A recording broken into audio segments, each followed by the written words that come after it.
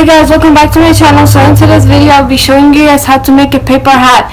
So let's get started. So for this project you will just need a paper, a white paper or any type of color you like. So let's get started.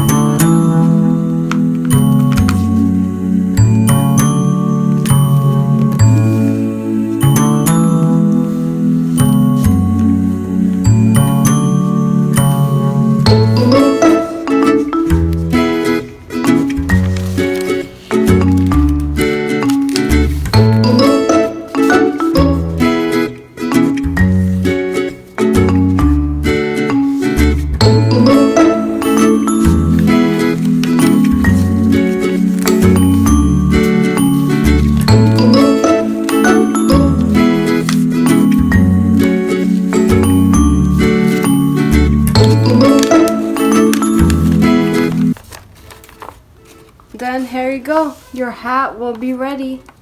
You can put it on your dolls if you want, or just on yourself. You can wear it yourself as well. So thanks for watching my videos. Please don't forget to like, comment, and subscribe to my channel, and stay tuned for more awesome videos. Goodbye.